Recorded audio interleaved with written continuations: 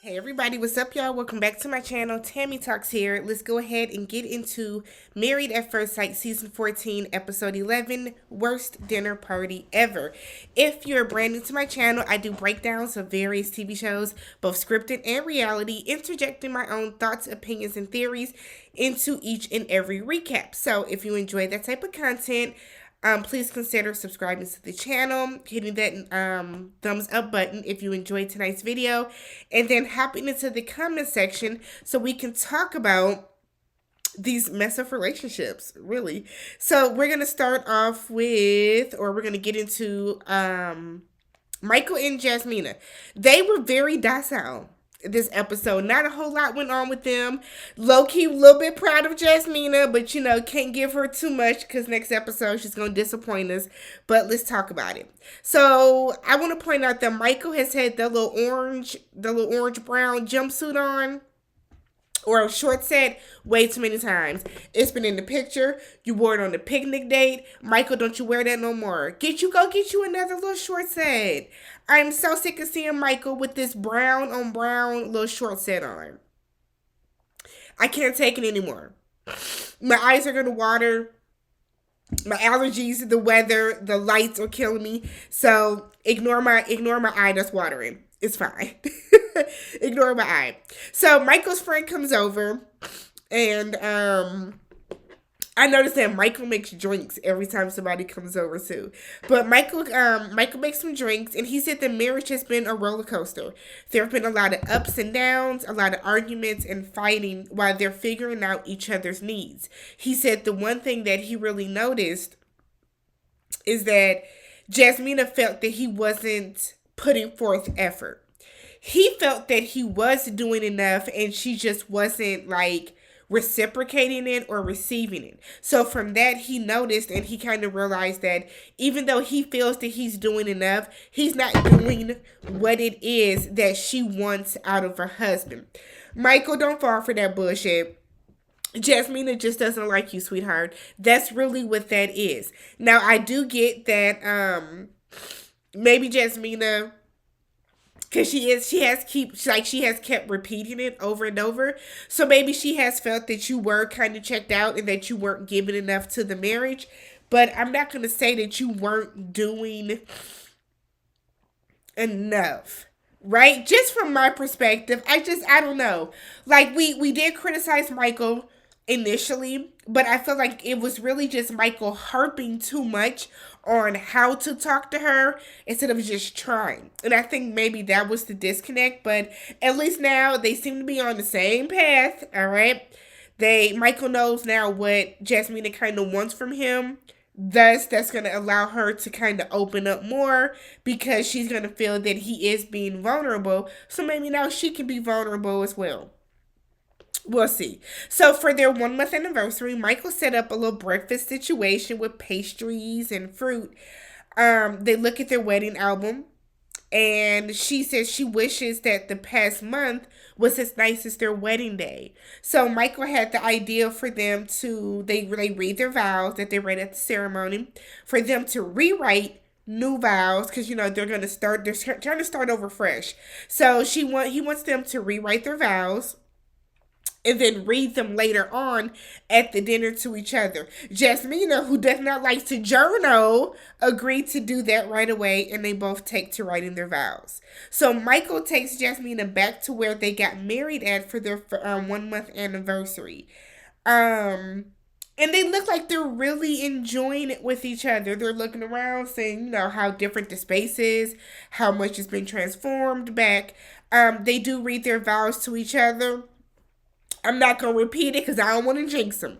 But I heard some things about being open and honest and trying. Let's hope that y'all actually keep that going, okay? Jasmina feels that the first month was a waste.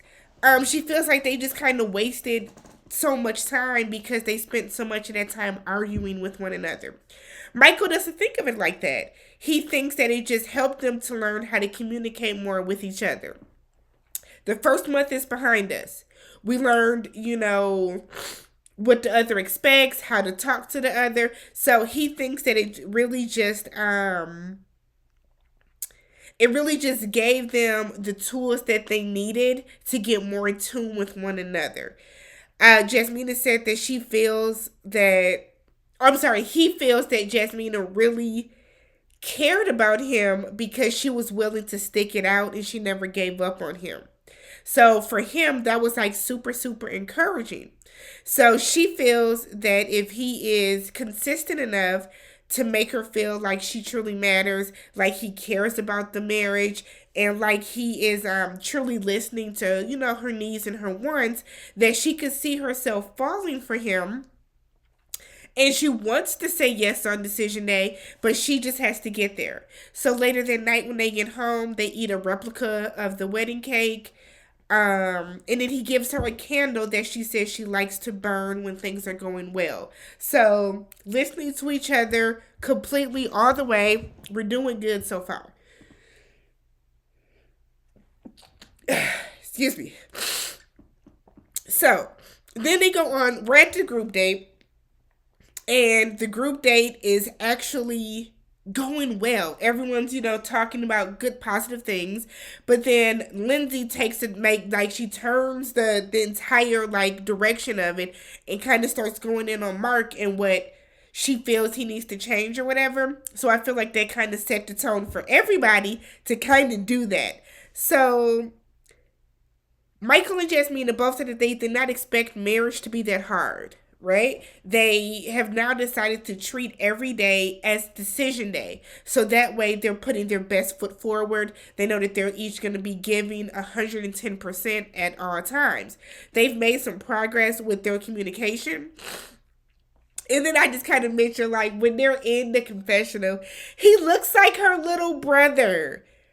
Oh God, it's like she kind of towers over him. She must have had on some heels that day. But she is hoping that because of the communication that is going to get better with them, that is going to in turn lead to some type of romantic feelings, okay? Because she doesn't feel anything for him just yet. Because you don't like him, girl. You don't like him. So she doesn't feel anything for him just yet, and she can't say yes without romantic feelings on decision day. So she wants to be more consistent and more intentional. So then we have this really awkward scenario with Katina and Olajuwon. And one thing I've noticed is that whenever Olajuwon is kind of getting into it with Katina, or when something kind of seems kind of odd between the two of them, Jasmina always looks to Katina and kind of looks after her, kind of like a big sister type of situation. So the entire time you could see that not only was she side eyeing Olajuwon, but it was kind of looking at Katina like, "You okay, girl? I need to say something because I know you're not gonna say something." So during the whole scenario, Olajuwon found something in Katina's phone. Jasmina is trying to let Olajuwon know it's really the fact that you brought it up in front of everybody. We get what you're saying, but it's the fact that you're doing it right now like this in front of everybody that's making it seem a bit awkward. So I'm kind of wondering I can't gauge if Jasmina really likes Katina as a friend or low key feels sorry for her. You know what I mean? It's weird. I was scrolling through Twitter and I haven't watched the after show yet, but I saw some people mention that Olajuwon apparently told Michael about the app or what he found on Katina's phone before they even sat down. So Michael, why did you this is why I say Michael, because Michael is dense. Because why wouldn't you tell him to kind of handle it later? Take care of that later. Don't do that right here. Don't do that right now. You know what I mean? Because that also lets me know that Michael probably told Jasmina. And that could be why Jasmina was kind of looking at Katina on some girl, are you okay type stuff. The whole situation shouldn't have happened. It makes me side-eye Michael, though. You knew what was going on. I feel like Michael don't be checking Olajuwon enough with the way that he talks to her. when they're in group settings. Well, maybe it's not his place to do. He needs to be really more worried about his marriage now that you think about it. But you guys let me know. Do you guys have hope for Jasmina and Michael? What do you think is going to happen with the two of them? Do we think that by next episode, I didn't watch the preview, but do we think that by next episode they're gonna still be on the good foot, or is it gonna take a turn and Jasmine is gonna be back to being just resting bitch face and being annoying? Let me know. Catch you guys in the next one.